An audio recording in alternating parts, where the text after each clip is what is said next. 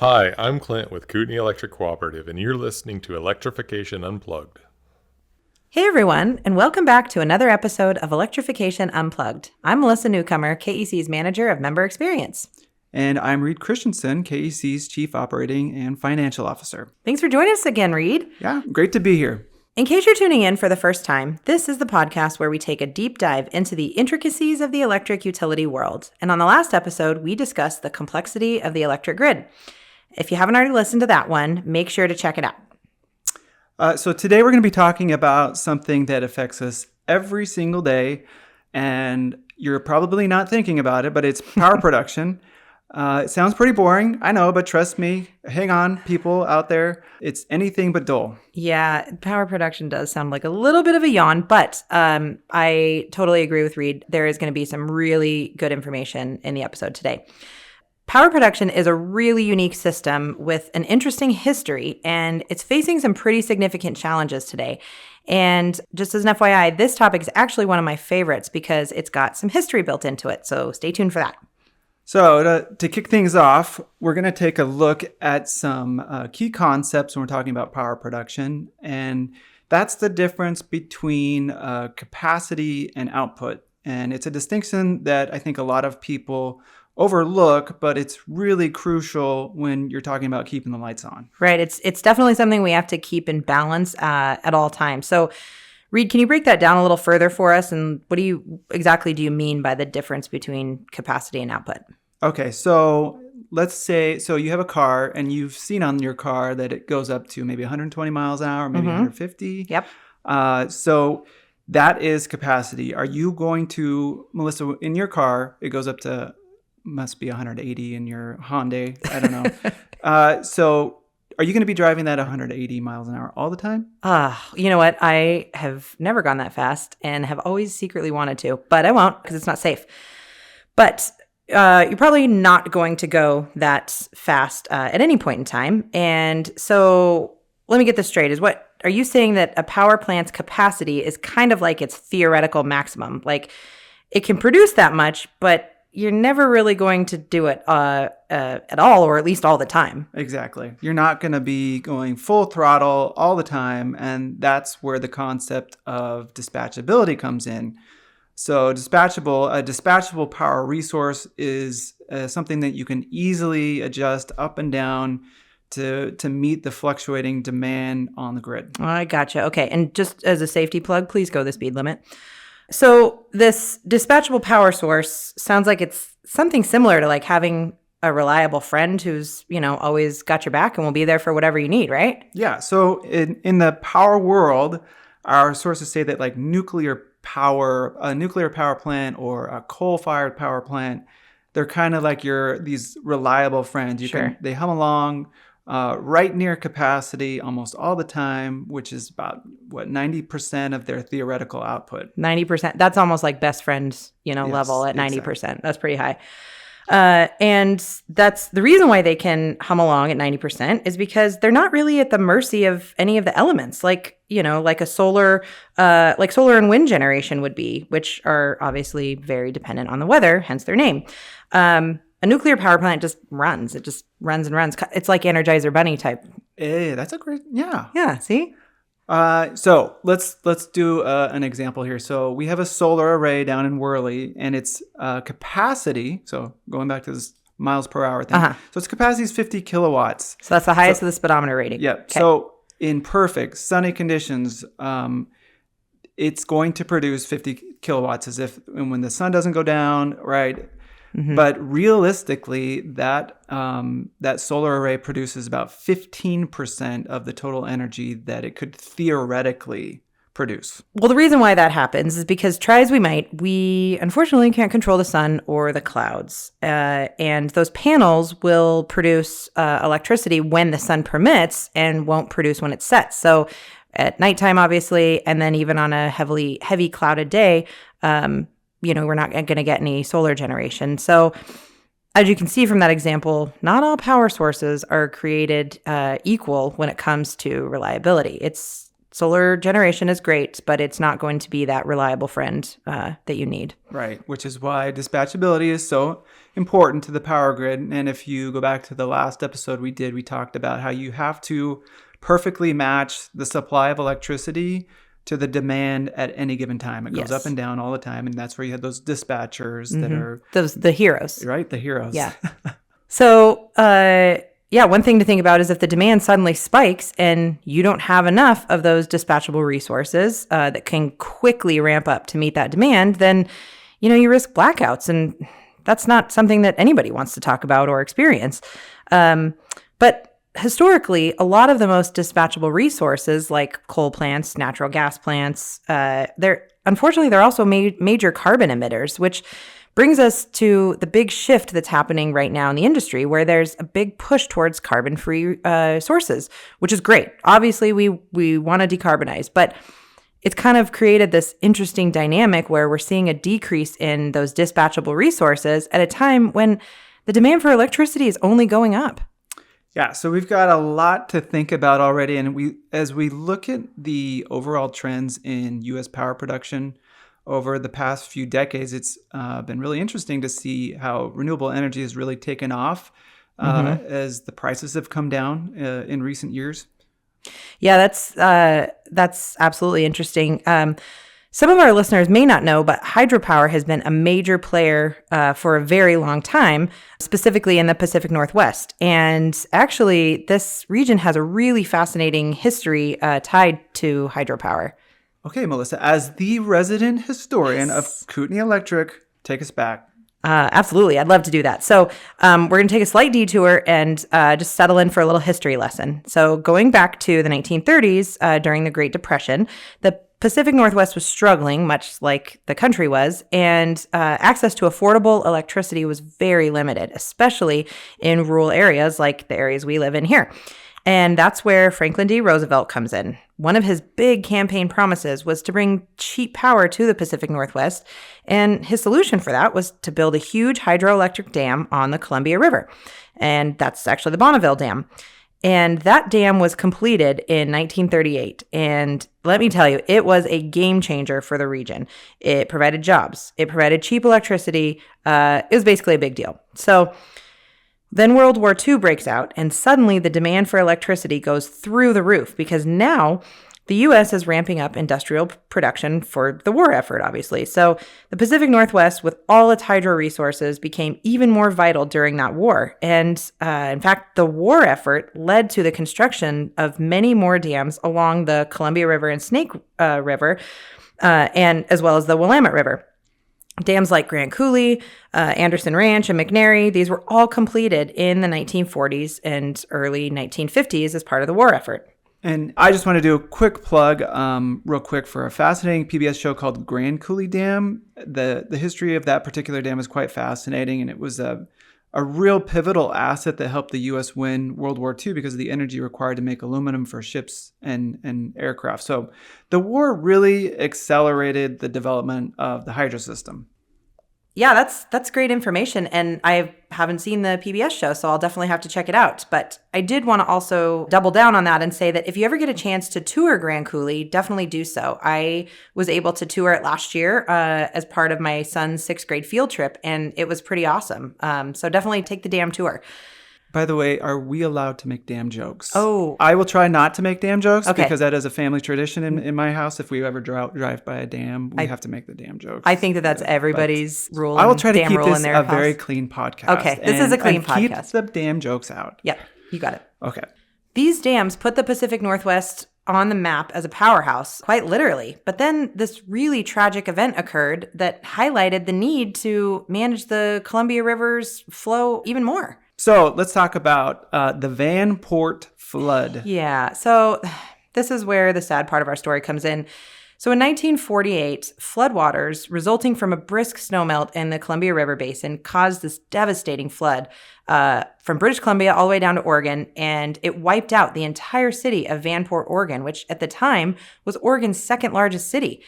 It's terrible, terrible tragedy that left over 18,000 people homeless. And it really served as a wake-up call about the need for better flood control in our region.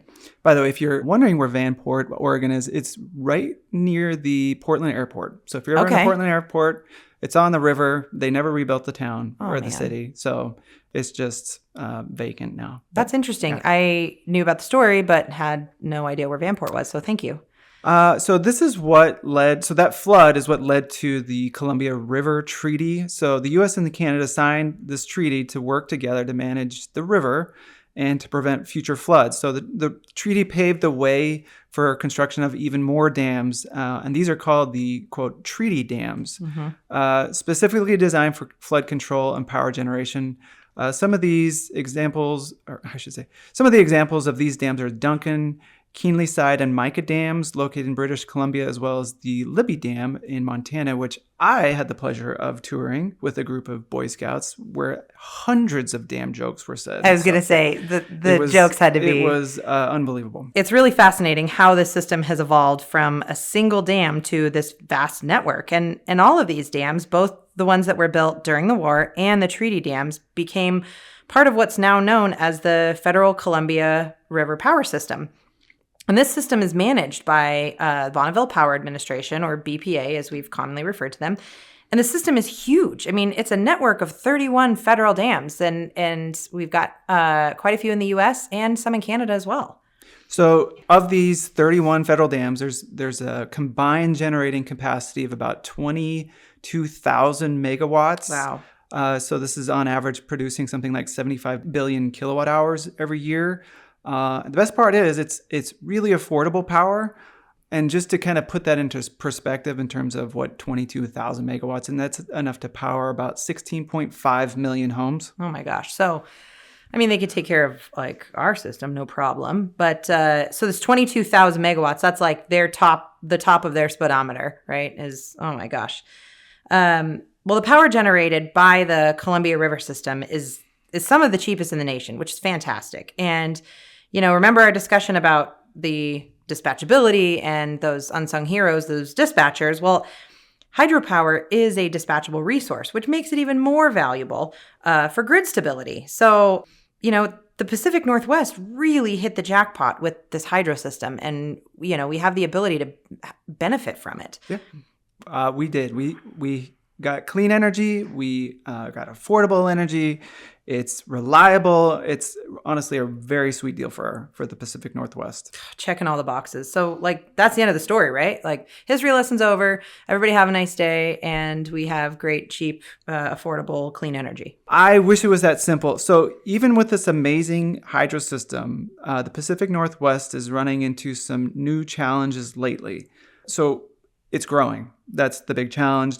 And so, with that growth, the demand for electricity has also grown.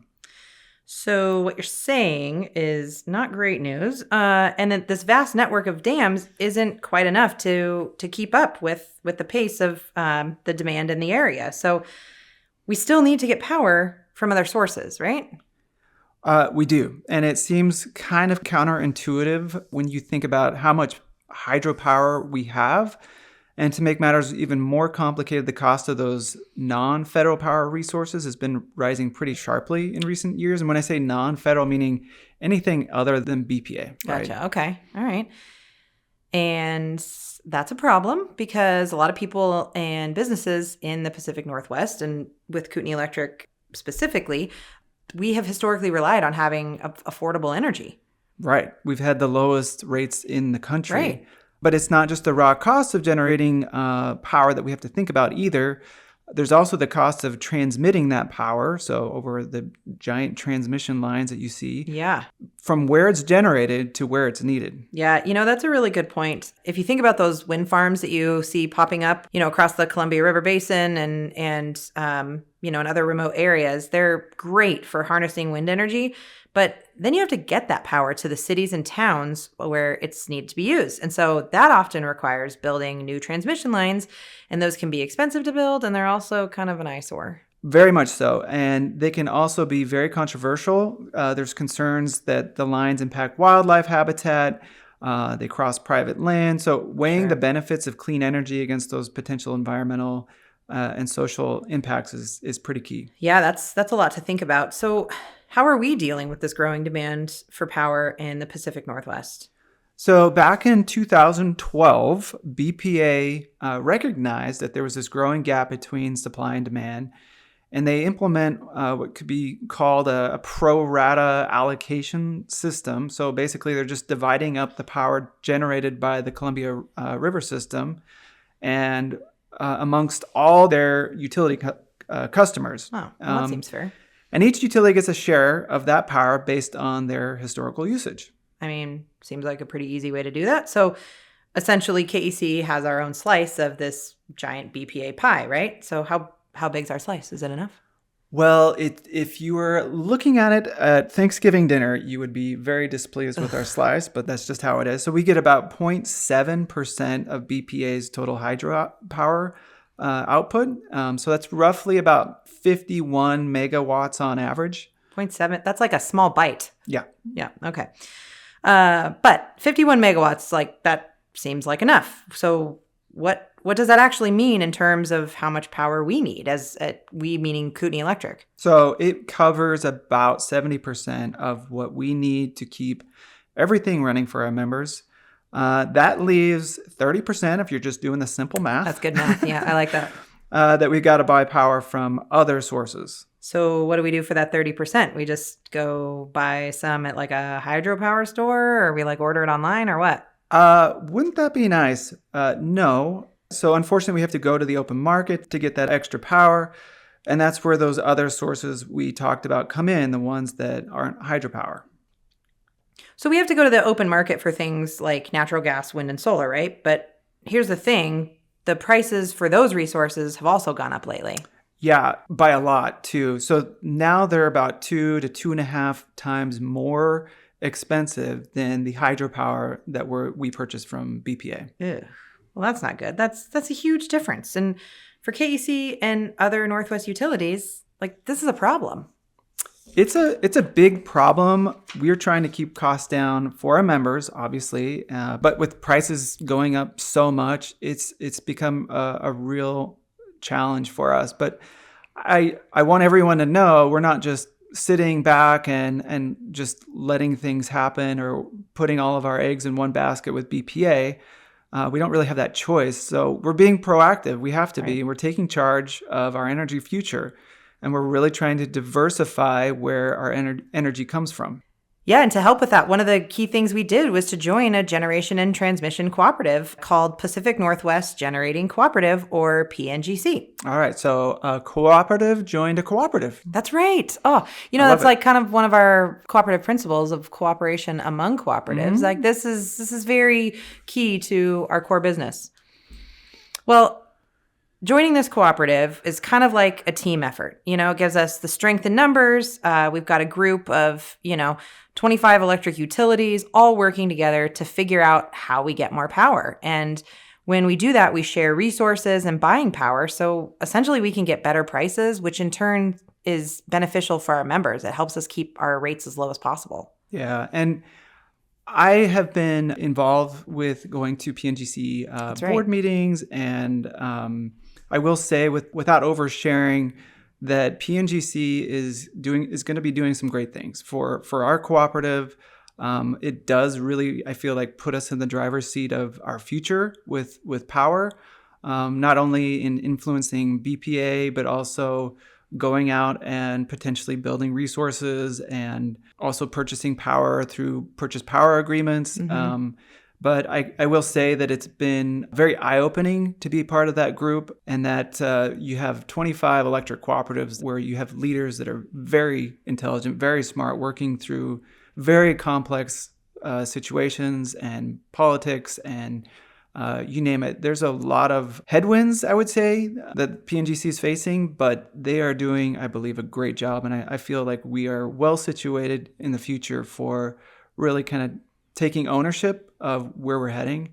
And because when we look forward, we're seeing that, in not too distant future, that BPA will be less and less a part of our portfolio, our power portfolio. And ultimately, one day there'll be kind of a minority. We'll be buying less than 50%, and not too distant future, but it's coming.